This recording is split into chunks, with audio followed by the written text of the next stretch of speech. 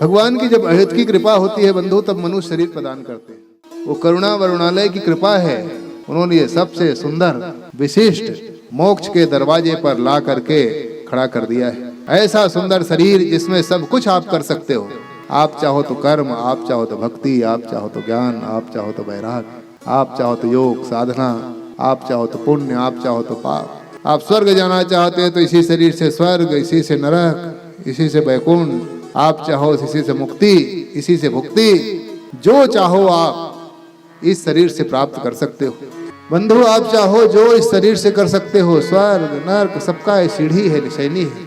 ऐसा सुंदर शरीर भगवान ने हमको प्रदान कर दिया है। अब हमारी उपयोगिता के ऊपर है कि हम इसका उपयोगिता कैसे कर रहे हैं। ये सीढ़ी तो भगवान ने दे दी है, अब इस सीढ़ी का उपयोग हम अच्छे के लिए कर रहे हैं कि हम खराब के लिए कर रहे हैं। हम भक्ति में कर रहे हैं कि ज्ञान वैराग्य में, मुक्ति में, योग में, भोग में, कि संसार के लिए करके पुनरपि जन्म पुनरपि मरणम के चक्कर में पड़ रहे हैं। ये हमारे ऊपर है। इसीलिए तुलसीदास जी महाराज कहते हैं ये शरीर का लाभ क्या, देह धरे कर यह फल भाई, भजिए राम सब काम विहार। और कुछ नहीं कर सकते। उस ज्ञान तक के आपकी अभी पकड़ नहीं हुई है तो भगवान की भक्ति, गोविंद की भक्ति कीजिए। और जो गोविंद की भक्ति कर लेता है बंधु, गोविंद भक्तिम वहताम नराणाम, जिसके लिए कहा गया है कि जो गोविंद की भक्ति करता है तो गोविंद के भक्ति करने का लाभ क्या है। तो व्यास जी महाराज कहते हैं कि गंगा गया नैमिष पुष्कराणि, काशी प्रयाग कुरुजांगलानि, तिष्ठन्ति देहे कृत भक्ति पूर्वम, गोविंद भक्तिम वहताम नराणाम। कहते हैं जो उस गोविंद का, उस मुकुंद माधव का, उस राम का, श्याम का जो आपका इष्ट है, उनकी अगर भक्ति आप करेंगे तो भक्ति करने मात्र से ही, उसका स्मरण करने मात्र से ही संसार के जितने तीर्थ हैं, जितने तीर्थ आप जानते होंगे, सुने होंगे या नहीं भी सुने होंगे आप, शास्त्रों में जिन तीर्थों का वर्णन है वो सारे तीर्थ तिष्ठन्ति देहे, शरीर में आकर के निवास कर जाता है। भगवान की भक्ति करने की महत्ता क्या, व्यास जी बताते हैं जिन जिन ने भगवान की भक्ति की, सबसे पहले जितने संसार के पवित्र करने वाले तीर्थ हैं, दो तरह के तीर्थ है, एक मोक्ष वाला और एक भोग प्रदान करने वाला है। तो जितने संसार के तीर्थ हैं जो पवित्रता प्रदान करने वाले हैं, वो सारे तीर्थ उसी समय शरीर में आकर के निवास करने लगते हैं। अब उस शरीर को पवित्र पुण्य क्षेत्र बना देता है। ये सबसे पहले बड़ा लाभ। अंदर के जो पाप ताप संताप जो कटते हैं तो कटते ही हैं। और जैसे तीर्थ आएंगे तो अपने आप पाप निकल करके भागेंगे।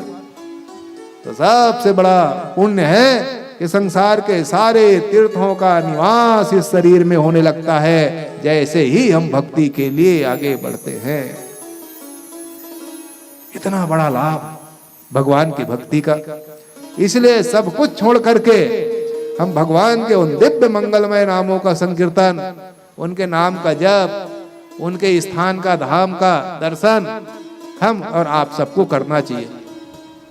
और जब काम करें तो ये कहा गया है जिसकी जिसकी आप आराधना करें उन्हीं का स्वरूप बना करके करना चाहिए। वैसा ही हमको भावना बना लेना चाहिए। आप जिस देवता की आप भक्ति करते हैं उसी की भावना करें। आप शिव भक्त हैं तो शिव की तरह भस्म लगा करके, रुद्राक्ष की माला धारण कर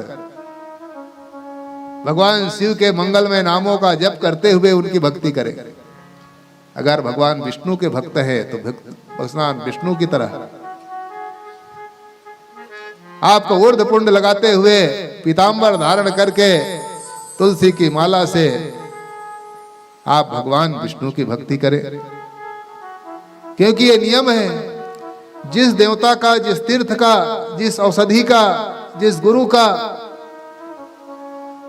आप अगर सेवन करते हैं, उनकी आराधना करते हैं, तो वैसे ही आपको जब भावना बना के करेंगे तो बहुत जल्दी सिद्धि की प्राप्ति हो जाती है। देवे तीर्थे द्विजे मंत्रे, देवज्ञे भेषजे गुरौ, यादृशी भावना यस्य सिद्धिर्भवति तादृशी।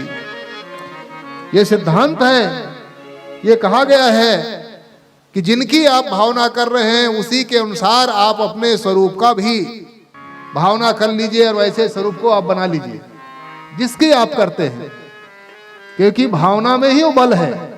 अगर भावना आपकी कमजोर हो गई, आप औषधि करते खाते हैं और भावना कहीं औषधि में नहीं है, तो जितना वो भले वो रोग को शांत करने की शक्ति है पर उतना असर नहीं करेगा। और अगर भावना के साथ जिन औषधि को नहीं जानते ऐसे ही सामान्य आप खा लीजिए तो असर करने लग जाएगा। भगवान शिव जी की आराधना करते हैं, जहां ज्योतिर्लिंग है वहां आप चले जाइए और कोई भावना नहीं है, आप भगवान के धाम में चले जाइए, अयोध्या, मथुरा, काशी, कांची, अवंतिका, जहां चला जाना चाहो चले जाओ, जहां के इष्ट देवता है और कहीं भावना नहीं है तो असर करेगा? भावना ही नहीं है तो भावना से वो असर नहीं करने वाला। भाव बिना मिलता नहीं दुनिया में सामान, बिना भाव कैसे रिझे तुलसी स्त्री भगवान। बंधु, बिना भाव के बाजार में भी सामान आप खोजो तो नहीं मिलने वाला, भाव ताव करना पड़ता है जाओ तो। जब सामान्य संसार की वस्तु वो बिना भाव के जब नहीं मिलते हैं तो जो सबसे प्रमुख हैं उसके अतिरिक्त कोई दूसरी सत्ता नहीं है। एको हम द्वितीयो नास्ति, वो जो परमात्मा है, सारा संसार की अनमोल रतन है जो परमात्मा, वो बिना भाव के मिल जाएंगे।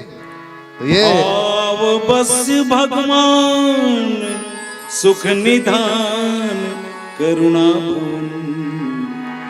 तजी ममता मदमान भजिए सदा सीतारमण।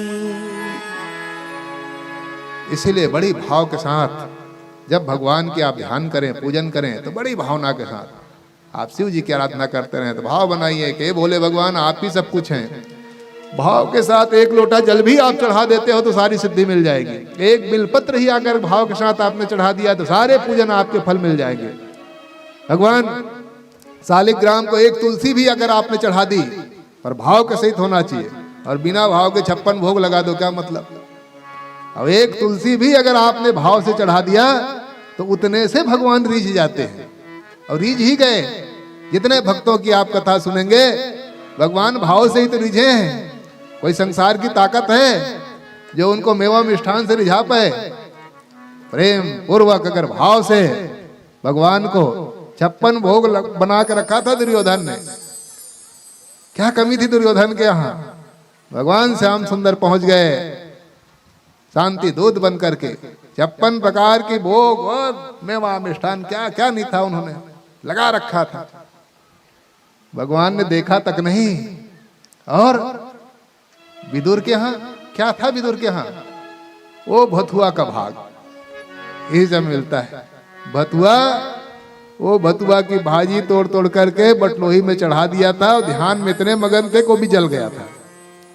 वो भी भथुआ भी केला ला रखा था कहीं से, वो केला सड़ चुका था, वो काले काले पड़ गए थे।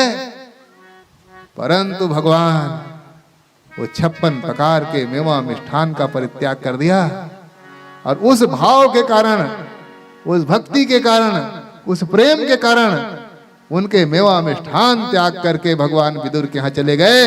और केले के गूदे को भी उन्होंने नहीं खिलाया। गूदा को तो इधर उधर फेंकती थी और छिलका खिलाती थी, इतने भाव विभोर थी। और भगवान वो छिलका को ग्रहण करते और वो सूखी जो जली हुई भाजी।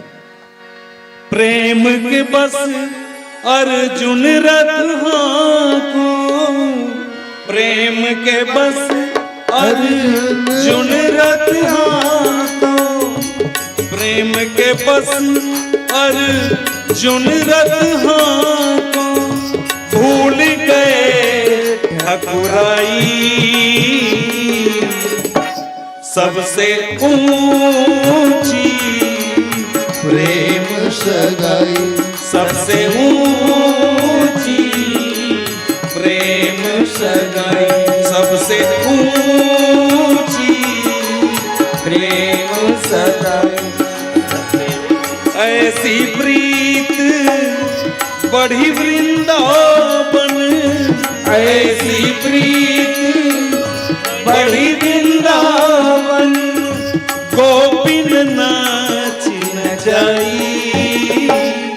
सबसे ऊंची प्रेम सगाई, सबसे ऊंची प्रेम सगाई।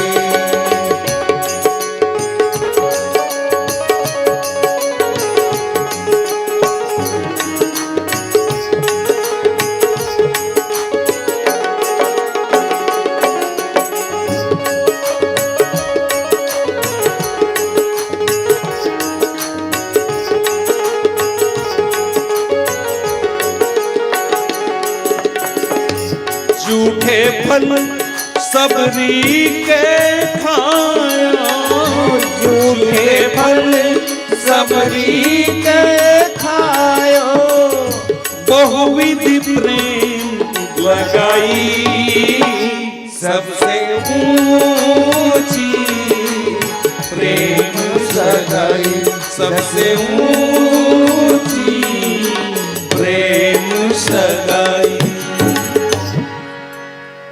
बंधु, वो भगवान प्रेम के वश में हो जाते हैं। इसीलिए जो काम करें बड़े प्रेम से, बड़ी श्रद्धा से, बड़ी भाव से, और जिसने भाव से भगवान को बुलाया, भगवान करुणा कर उनके यहाँ पहुंच गए। इसलिए भाव की बड़ी विशेषता है। जिस चीज में भाव लग जाती है अपने आप उनकी सिद्धि हो जाती है। इसलिए जो काम करें बड़े तन्मय होकर के भाव के साथ, ये ना देखें कि मेरे पास अमुक वस्तु है कि वस्तु नहीं है। भगवान को क्या आपके पास है क्या नहीं है उनकी ज्यादा ध्यान रहता नहीं ना, ध्यान देते हैं भगवान। अगर ध्यान देते तो बड़े बड़े को केवल मिलते, छोटे के यहाँ जिनके यहाँ कुछ नहीं है उनके यहाँ भगवान थोड़ी जाते हैं। पर भगवान उन बड़े बड़े, क्योंकि जो बड़प्पन होता है उसमें अहंकार आ जाता है, और उस अहंकार को भगवान कभी स्वीकार नहीं करते। इसीलिए ये जो कथा है ये भाव की कथा है। भाव लगा करके सुनते हैं तो जिस उद्देश्य से उनकी कथा कराई जाती है उसकी उत्पूर्ति हो जाती है।